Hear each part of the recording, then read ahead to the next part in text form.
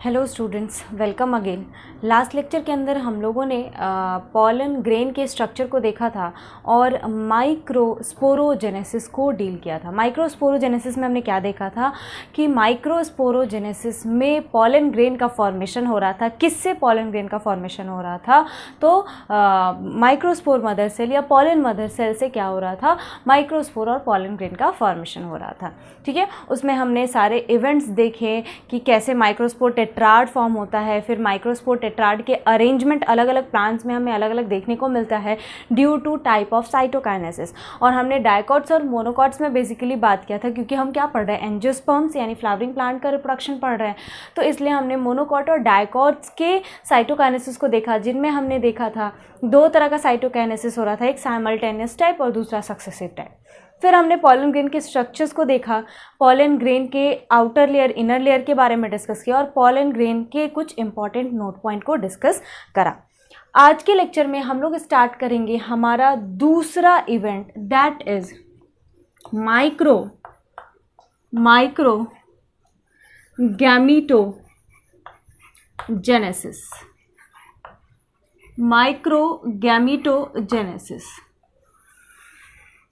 What is microgametogenesis? हमने पहले भी डिस्कस करा हुआ है। माइक्रोगैमीटोजेनेसिस कहने का मतलब जो पॉलन ग्रेन जो माइक्रोस्पोर फॉर्म हुआ है उससे मेल गैमीटोफाइट का फॉर्मेशन क्या कहलाता है?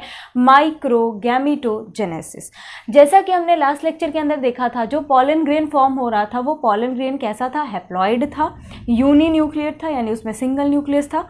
सो यहाँ पे डायरेक्टली हम लोग लिखेंगे पॉलन ग्रेन जो कैसे फॉर्म हुआ है? माइक्रोस्पोरोजेनेसिस से फॉर्म हुआ है। पॉलन मदर सेल से पॉलन ग्रेन का फॉर्मेशन हुआ है। पॉलन मदर सेल के अंदर मियोसिस हुआ था तो उसे क्या फॉर्म हुआ था? Pollen grain. इस कारण जो इसकी प्लॉइडी है वो क्या है? हैप्लॉइड। ठीक है, तो यहाँ पे होगा क्या? पॉलन ग्रेन से क्या फॉर्म होगा? Male gametophyte. पॉलन ग्रेन से क्या फॉर्म होगा? Male gametophyte. क्लियर? इसे ही हम क्या बोलेंगे? माइक्रोगैमीटोजेनेसिस। यहाँ पे कोई मियोसिस नहीं होगा, यहाँ पे क्या हो रहा है? माइटोसिस हो रहा है। तो माइटोसिस को हम क्या बोलते हैं? इक्वेशनल डिवीजन बोलते हैं। इस कारण जो पॉलन ग्रेन हैप्लॉइड है तो मेल गैमीटोफाइट भी क्या होगा? ये भी हैप्लॉइड होगा। तो हम यहाँ मेंशन करेंगे male gametophyte is also haploid. होता क्या है, अब पॉलन ग्रेन का फॉर्मेशन हो चुका है तो जाहिर सी बात है अगर फर्टिलाइजेशन कराना है तो पॉलन ग्रेन का क्या होगा? ट्रांसफर होगा, यानी पॉलिनेशन प्रोसेस होगा। तो पॉलिनेशन प्रोसेस से पहले कुछ इवेंट होता है जिससे क्या फॉर्म होता है? Male gametophyte. तो उस प्रोसेस को हम लिखते हैं, सबसे पहले देखते हैं प्री पॉलिनेशन डेवलपमेंट।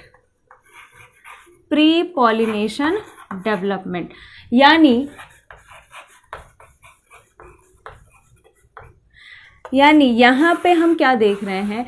जो माइक्रोगैमीटोजेनेसिस है इसको भी डिवाइड किया गया है दो स्टेप्स के अंदर। पहला तो पॉलिनेशन से पहले का इवेंट, उसके बाद हम देखेंगे पॉलिनेशन के बाद का इवेंट। सो प्री पॉलिनेशन डेवलपमेंट, यानी पॉलिनेशन से पहले पॉलन ग्रेन के अंदर किस तरह का डेवलपमेंट आता है, इसे हम पहले डायग्राम से देखते हैं। होता क्या है, जैसा कि हमने लास्ट लेक्चर के अंदर इसका डायग्राम बनाया था तो आपको याद होगा जो पॉलन ग्रेन था उसमें सिंगल न्यूक्लियस था, सेंटर में एक न्यूक्लियस प्रेजेंट था। ठीक है, तो इसे हम क्या बोल रहे हैं? This is nucleus, single nucleus present था। अब इसमें होगा डेवलपमेंट, यानी पॉलन ग्रेन में होगा डेवलपमेंट, और डेवलपमेंट हो रहा है तो यहाँ पे आपको दो स्ट्रक्चर मिलेगा। कौन सा structure? One structure is vacuole and another one is asymmetric spindle. ये क्या है? दिस वन इज वैक्यूल और ये क्या है? एसिमेट्रिक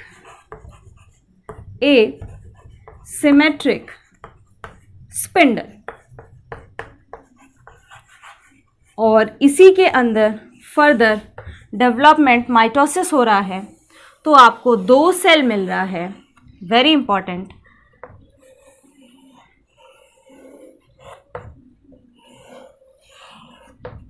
ये जो सेल है ये क्या है? इट इज लार्ज ट्यूब को वेजिटेटिव सेल, बहुत इंपॉर्टेंट है, याद रखिएगा, लार्ज ट्यूब को वेजिटेटिव सेल, और एक आपको मिल रहा है small generative cell, small generative cell. So students, यहाँ हमें ये याद रखना है कि पॉलिनेशन से पहले दो स्ट्रक्चर्स मिल रहा है, कौन कौन सा, एक लार्ज ट्यूब वेजिटेटिव सेल और दूसरा स्मॉल जेनरेटिव सेल। क्लियर? यानी आपको दो सेल फॉर्म होंगे प्री पॉलिनेशन डेवलपमेंट में, पहला वेजिटेटिव सेल फॉर्म होगा और दूसरा जेनरेटिव सेल फॉर्म होगा। कैसे? तो जो पॉलन ग्रेन है इसमें माइटोसिस हो रहा है, इसमें डेवलपमेंट हो रहा है, तो आपको ये स्ट्रक्चर मिल रहा है। समझ में आ रही बात? ठीक है ना। तो माइक्रोगैमेटोजेनेसिस में होना क्या है, पॉलन ग्रेन से लास्टली मेल गैमेटोफाइट का फॉर्मेशन हो रहा है, बट इसको भी डिवाइड किया गया है दो स्टेप्स में। पहला जो स्टेप है इसे हम बोल रहे हैं प्री पॉलिनेशन, यानी पॉलिनेशन यानी ट्रांसफर, पॉलन ग्रेन के ट्रांसफर से पहले क्या हो रहा है, तो दो सेल्स बन रहे हैं, कौन कौन सा, पहला तो वेजिटेटिव सेल और दूसरा जेनरेटिव सेल। ठीक है, आप इसको नोट डाउन कीजिए। फिर हम डायग्राम से ही दूसरा इवेंट देखते हैं, that is post pollination development. So students, next हम देखते हैं जो पॉलन ग्रेन था उससे अभी तक क्या फॉर्म हुआ था। पॉलिनेशन से पहले दो सेल्स फॉर्म होंगे, एक होगा वेजिटेटिव सेल और दूसरा होगा जेनरेटिव सेल। क्लियर? नाउ दूसरा जो इवेंट है जिससे फाइनली आपको मेल गैमेटोफाइट मिल जाएगा, इसे हम बोलते हैं post pollination, post pollination development, post pollination development. Post pollination development कहने का मतलब after pollination, after pollination on stigma, यानी पॉलन ग्रेन का ट्रांसफर जब स्टिग्मा पे हो जा रहा है उसके बाद क्या हो रहा है, तो उसके बाद क्या होता है, मेल गैमेटोफाइट का फाइनली फॉर्मेशन हो जाता है। कैसे होता है, तो ये आप देख रहे हैं, पॉलन ट्यूब बनेगा इस तरह से, और इस पॉलन ट्यूब में आपको क्या मिलेगा, एक तो ट्यूब न्यूक्लियस, इसे हम क्या बोलेंगे, ट्यूब न्यूक्लियस, और यहाँ आपको मिलेगा दो मेल गैमेट। ये क्या है, 2 मेल गैमेट। ठीक है, और ये क्या है, पॉलन ट्यूब, और ये पूरे स्ट्रक्चर को एक साथ हम क्या बोलते हैं, मेल गैमेटोफाइट, मेल गैमेटोफाइट। यहाँ पे हुआ क्या है, ये हमें पॉइंट इंपॉर्टेंट याद रखना है। जो दो सेल्स प्री पॉलिनेशन डेवलपमेंट में फॉर्म हुआ था पॉलन ग्रेन के डेवलपमेंट से, कौन सा था, पहला था ट्यूब को vegetative cell, large tube vegetative cell, वही क्या फॉर्म करता है, ये पॉलन ट्यूब फॉर्म करता है।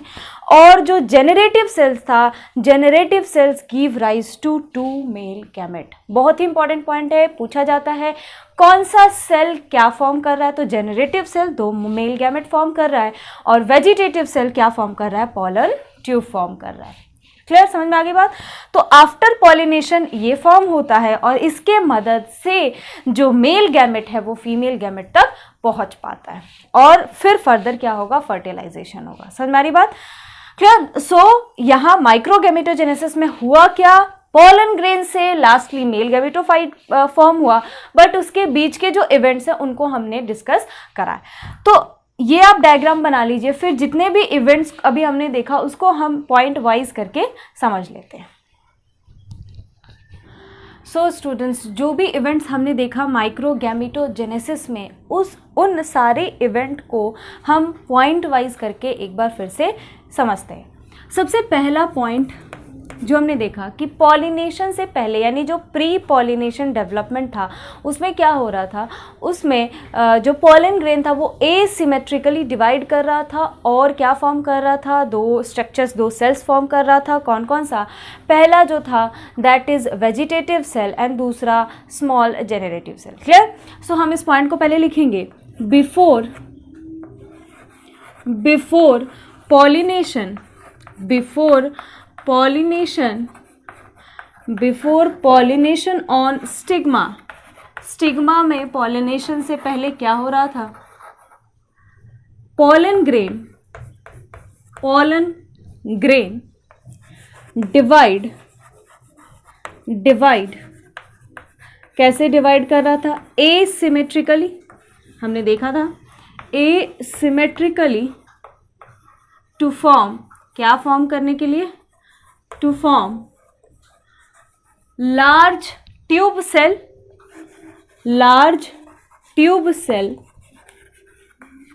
And small generative cell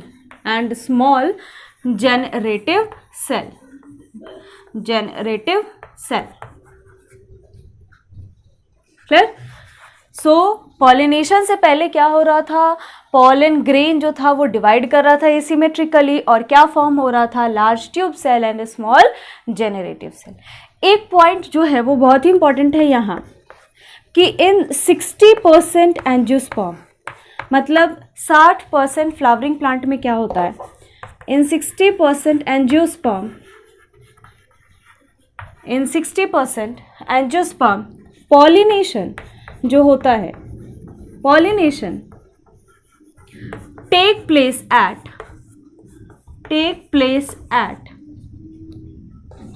to cell stage में क्या होता है? पॉलिनेशन होता है। ठीक है?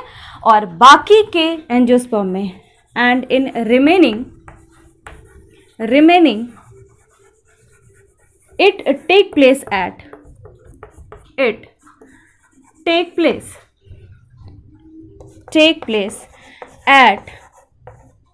3-cell stage.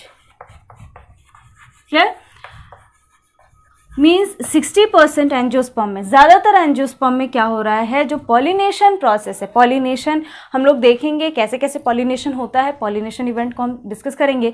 तो कब होगा? 2-cell स्टेज पे। बट बचे हुए यानी 40% एंजियोस्पर्म में क्या होता है? 3-cell स्टेज पे होता है। ये पॉइंट आप याद रखिएगा। इसके बाद अब क्या हुआ है कि जो पॉलन ग्रेन था, पॉलन ग्रेन से क्या फॉर्म हो चुका है? ट्यूब सेल और जेनरेटिव सेल फॉर्म हो चुका है। ये कब हुआ है? ये पॉलिनेशन से पहले हुआ है। आफ्टर पॉलिनेशन क्या होता है? After pollination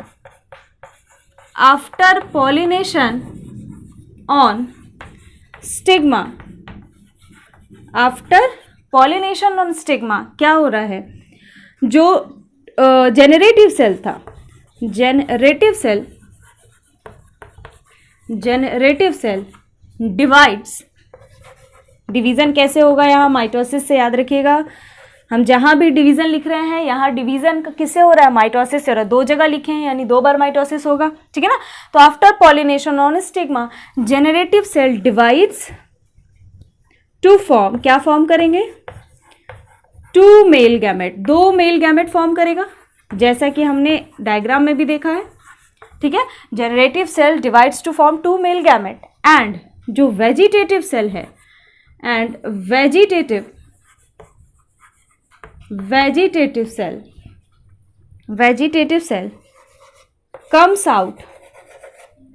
comes out in the form of, किस फॉर्म में आते हैं? pollen tube, in the form of pollen tube। बहुत बार एग्जाम में पूछा गया है कि जेनरेटिव सेल किसका फॉर्मेशन करते हैं या मेल गैमेट कौन से सेल से फॉर्म हो रहा है? तो जेनरेटिव सेल से। और पॉलन ट्यूब किससे फॉर्म होगा? वेजिटेटिव सेल से। क्लियर? सो स्टूडेंट्स, जो नेक्स्ट इंपॉर्टेंट पॉइंट है वो ये है कि अगर अभी तक हम देखें तो जो पॉलन ग्रेन था, पॉलन ग्रेन से फाइनली यहाँ पे क्या फॉर्म हो रहा है, मेल गैमेटोफाइट। तो अगर आपसे पूछा जाए कि कंप्लीट मेल गैमेटोफाइट का फॉर्मेशन जो हो रहा है, इसमें अभी तक कितने मियोसिस और कितने माइटोसिस हुए हैं, तो हमें स्टार्टिंग से काउंट करना है। पहले तो पॉलन ग्रेन का फॉर्मेशन होगा, और पॉलन ग्रेन के फॉर्मेशन तक कितना डिवीजन हुआ था, कौन कौन सा, एक ही डिवीजन हुआ था ना, दैट इज मियोसिस, ठीक है। और पॉलन ग्रेन से मेल गैमेटोफाइट के फॉर्मेशन तक यानी माइक्रोगैमेटोजेनेसिस में 2 माइटोसिस हुआ। सो नेक्स्ट इंपॉर्टेंट पॉइंट ये है कि हम लोगों ने अभी तक 2 इवेंट को डिस्कस किया है। पहला माइक्रोस्पोरोजेनेसिस, जिससे पॉलन ग्रेन का फॉर्मेशन हुआ था, एंड फिर पॉलन ग्रेन से क्या फॉर्म हुआ, मेल गैमेटोफाइट, तो इसे हम बोल रहे हैं माइक्रोगैमेटोजेनेसिस। तो कंप्लीट माइक्रोगैमेटोजेनेसिस होने के बाद यानी मेल गैमेटोफाइट के फॉर्मेशन, कंप्लीट मेल गैमेटोफाइट का फॉर्मेशन जब हो जा रहा है, तो यहाँ तक कितने मियोसिस और कितने माइटोसिस हुए हैं, ये अगर आपसे पूछा जाए तो हमने देखा था कि जो माइक्रोस्पोरोजेनेसिस है उसमें एक बार मियोसिस हुआ है, और माइक्रोगैमेटोजेनेसिस में 2 माइटोसिस होगा, ठीक है। सो formation of complete male gametophyte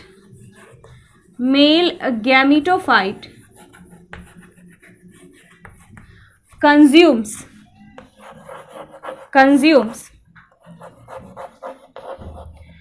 1 meiosis, और ये मियोसिस कहाँ हुआ था, ये हुआ था पॉलन ग्रेन के फॉर्मेशन के टाइम। पॉलन टेट्राड जो फॉर्म हो रहा था पॉलन मदर सेल से, उसमें क्या हुआ था, मियोसिस हुआ था। एंड 2 माइटोसिस, और ये माइटोसिस कहाँ हुआ है, तो ये माइटोसिस मेल गैमेट के फॉर्मेशन में, मेल गैमेटोफाइट के फॉर्मेशन में हुआ है। क्लियर बात। सो माइक्रोगैमेटोजेनेसिस में ये सारे इवेंट्स हो रहे हैं। हमने डायग्राम के थ्रू भी देख लिया और हमने पॉइंट वाइज भी एक एक करके सबको समझ लिया, ठीक है। तो आप इसको नोट डाउन कीजिए। फिर कुछ टर्म्स जो रिलेटेड है पॉलन ट्यूब से, पॉलन ग्रेन से, उसे हम देखते हैं, लिख लीजिए। सो स्टूडेंट्स, नेक्स्ट हम देखते हैं कुछ टर्म्स जो कि रिलेटेड है पॉलन ग्रेन और पॉलन ट्यूब से। तो हम यहाँ जो सबसे पहला टर्म हम देख रहे हैं that is मोनोसिफनस।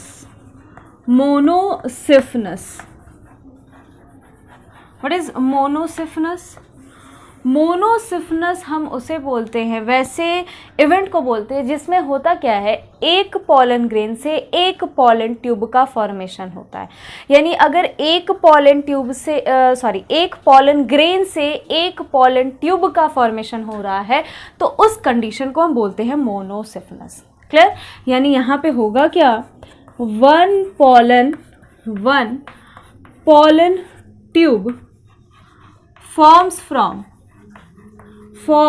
from one pollen grain, यानी एक पॉलन ग्रेन से एक ही पॉलन ट्यूब का फॉर्मेशन होगा तो इसे हम बोलेंगे मोनोसिफनस। और ज़्यादातर एंजियोस्पर्म में आपको मोनोसिफनस कंडीशन ही देखने को मिलता है, तो इसीलिए हम यहाँ इस पॉइंट को लिख देंगे मोस्ट कॉमन, मतलब ज़्यादातर केसेस में आपको मोनोसिफनस कंडीशन ही देखने को मिलता है, यानी एक पॉलन ग्रेन से एक ही पॉलन ट्यूब का फॉर्मेशन होता है। दूसरा जो इवेंट है इसे हम बोलते हैं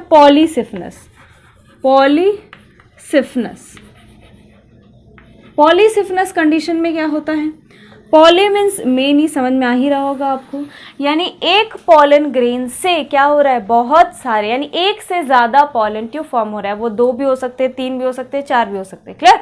तो एक पॉलन ग्रेन से एक से ज़्यादा पॉलन ट्यूब अगर फॉर्म हो रहे हैं तो इस कंडीशन को हम बोलते हैं पॉलीसिफनस कंडीशन। तो हम इसे यहाँ लिखेंगे कि मोर देन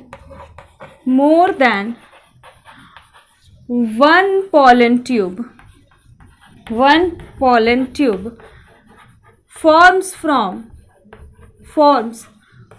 किससे फॉर्म हो रहे हैं, पॉलन ग्रेन से, वन पॉलन ग्रेन। तो इस कंडीशन को हम क्या बोलेंगे, पॉलीसिफनस कंडीशन। और ये आपको देखने को मिलता है कुकुरबिटेसी फैमिली में। कुकुरबिटेसी फैमिली में। ठीक है, कुकुरबिटेसी फैमिली में आपको क्या देखने को मिलता है, पॉलन पॉलीसिफनस कंडीशन देखने को मिलता है, यानी एक पॉलन ग्रेन से एक से ज्यादा पॉलन ट्यूब फॉर्म हो सकते हैं। ठीक है ना, तो इसे याद रखिएगा। दो कंडीशन हमने देखा, एक कौन सा, मोनोसिफनस, और दूसरा हमने पॉलीसिफनस। मोनोसिफनस आपको ज्यादातर एंजियोस्पर्म में देखने को मिलेगा। इसमें होता क्या है, तो इसमें एक पॉलन ग्रेन से एक ही पॉलन ट्यूब फॉर्म होगा, और अगर कहीं भी आपको एक पॉलन ग्रेन से एक से ज्यादा पॉलन ट्यूब देखने को मिल रहा है तो उस कंडीशन को हम बोलते हैं पॉलीसिफनस कंडीशन। क्लियर, आप इसको नोट डाउन कर लीजिए। फिर हम कुछ स्पेशल स्ट्रक्चर को देखते हैं जिससे नीट में क्वेश्चन आया हुआ है, बहुत ही इंपॉर्टेंट है। क्लियर, तो you please note it down. So students, कुछ स्पेशल स्ट्रक्चर्स को हम देखते हैं। जो सबसे पहला हमारा स्पेशल स्ट्रक्चर है that is compound pollen grain. Compound pollen grain कहने का मतलब क्या होता है, वैसा कंडीशन जिसमें pollen grain of a tetra do not separate. मतलब क्या होता है, जैसा कि हमने देखा था माइक्रोस्पोरोजेनेसिस में क्या फॉर्म हो रहा था, पॉलन मदर सेल से पॉलन टेट्राड फॉर्म हो रहा था। ठीक है ना, तो 4 पॉलन ग्रेन थे और चारों पॉलन ग्रेन एक दूसरे से अटैच थे, किसके थ्रू, कैलोज लेयर के थ्रू, जिसे कैलेज एंजाइम डाइजेस्ट करता था। तो पॉलन ग्रेन क्या हो जाते थे, सेपरेट हो जाते थे। तो यहाँ क्या हो रहा है, यहाँ पे जो पॉलन ग्रेन है टेट्राड का वो सेपरेट नहीं हो पाता है।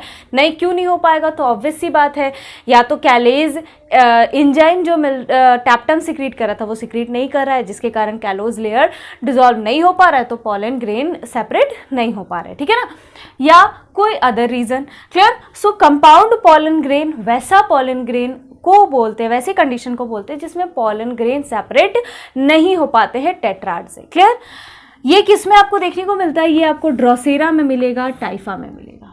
क्लियर, सो पहला पॉलन ग्रेन का कंडीशन। दूसरा, सिप्रेसी फैमिली के केस में क्या होता है, सिप्रेसी फैमिली में होता क्या है, जो 4 पॉलन ग्रेन फॉर्म हो रहा है, कैसे फॉर्म हो रहे हैं, 4 पॉलन ग्रेन फॉर्म हो रहे हैं बाय माइक्रोस्पोरोजेनेसिस। ठीक है ना, so out of 4 pollen grain of a tetrad 3 degenerate, only 1 remain functional. मतलब 4 पॉलन ग्रेन जो फॉर्म हुआ है उन चारों में से 3 जो है वो गायब हो जाते हैं, सिर्फ एक ही बच जाता है जो कि फंक्शनल होता है। सो सिप्रेसी फैमिली के अंदर हमें ये देखने को मिलेगा कंडीशन पॉलन ग्रेन का। तीसरा, पॉलीस्पोरी। पॉलीस्पोरी समझ में आ रहा होगा, बहुत सारे स्पोर्स। ठीक है, तो ये जो है ये कस्कुटा में देखने को मिलता है। इसमें होता क्या है, in which more than 4 pollen grain are formed in a tetrad. जैसे कि हम देख रहे हैं टेट्राड में हमें 4 पॉलन ग्रेन मिल रहे थे। ठीक है, बट इस कंडीशन में, पॉलीस्पोरी कंडीशन में होता क्या है, हमें 4 से ज्यादा पॉलन ग्रेन देखने को मिलता है। तो इस कंडीशन को हम बोलते हैं पॉलीस्पोरी, और ये आपको कस्कुटा में देखने को मिलता है। ठीक है ना, तो ये 3 कंडीशन अभी तक हम लोगों ने देखा। आप इसको पहले नोट डाउन कीजिए, फिर और भी कंडीशंस, और भी स्ट्रक्चर्स हैं इससे रिलेटेड जो हमें देखना है, तो आप पहले इसको नोट डाउन कर लीजिए। सो स्टूडेंट्स, नेक्स्ट स्ट्रक्चर जो हमें देखने को मिल रहा है दैट इज पॉलिनियम। क्लियर, पॉलिनियम एक वैसा स्ट्रक्चर है जिसमें होता क्या है, जो पॉलन ग्रेन है एंथर से रिलीज नहीं हो पाता है, और पॉलन ग्रेन एंथर से रिलीज नहीं हो पाता है तो उससे जो एक स्ट्रक्चर फॉर्म होता है उसे हम बोलते हैं पॉलिनियम। ठीक है, ये आपको देखने को मिलेगा ऑर्किडेसी, ऑर्किड्स में, एस्क्लेपिडेसी, कैलोट्रोपिस, कैक्टस वगैरह में आपको देखने को मिलेगा पॉलिनियम कंडीशन। इसमें होता क्या है, जनरली पॉलन ग्रेन जो है वो एंथर से रिलीज नहीं हो पाते, उसके कारण ये स्ट्रक्चर फॉर्म होता है। And another important point is जिसे हम बोलते हैं नीमैक फिनोमिना। इसमें क्या होता है, ये आपको देखने को मिलता है हाइसेंथस ओरिएंटालिस में।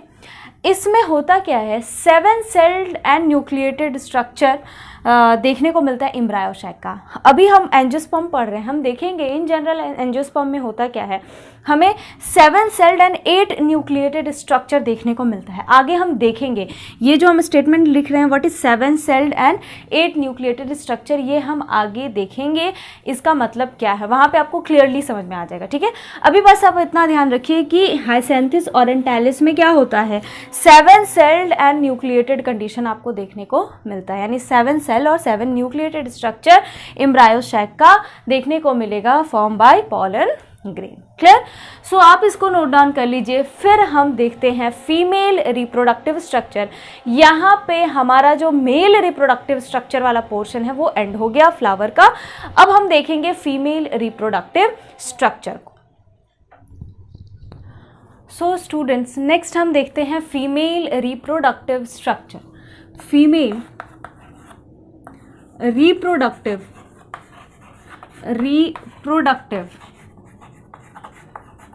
स्ट्रक्चर।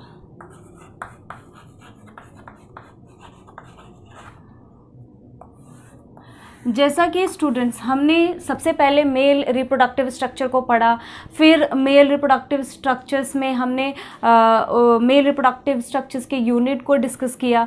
देन हम लोगों ने मेल रिप्रोडक्टिव स्ट्रक्चर में एंथर को देखा, एंथर के सेक्शंस के बारे में, उनके वॉल लेयर्स के बारे में डिटेल में पढ़ा। उसी तरह हम पहले फीमेल रिप्रोडक्टिव स्ट्रक्चर देखेंगे। फीमेल रिप्रोडक्टिव स्ट्रक्चर देखने के बाद उनके इंटरनल स्ट्रक्चर्स के बारे में डील करेंगे एंड देन फिर हम लोग पढ़ेंगे mega sporogenesis and mega gametogenesis, जैसा कि हमने मेल रिप्रोडक्टिव स्ट्रक्चर में पढ़ा था। ठीक है?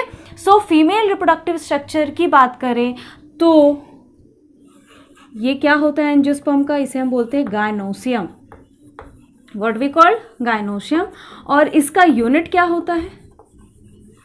यूनिट हम बोलते हैं कार्पेल या पिस्टिल को। दोनों एक सेम ही टर्म है, कार्पेल और पिस्टिल। ठीक है? इसका स्ट्रक्चर कैसा दिखता है? तो हम एक रफ स्ट्रक्चर भी बना रहे हैं।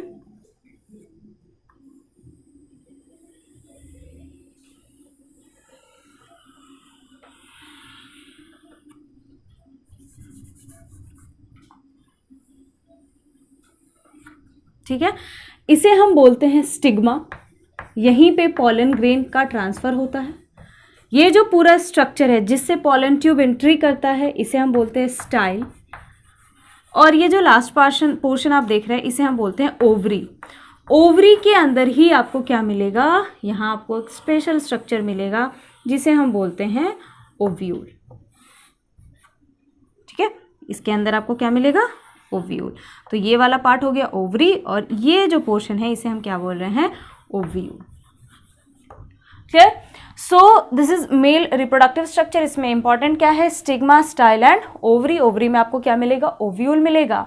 और जैसा कि हमने मेल रिप्रोडक्टिव स्ट्रक्चर पढ़ा था, उसके बाद कंपैरेटिव स्ट्रक्चर देखा था, उसी तरह यहां भी हम कुछ कंपैरेटिव स्ट्रक्चर्स देख लेते हैं। Comparative structure,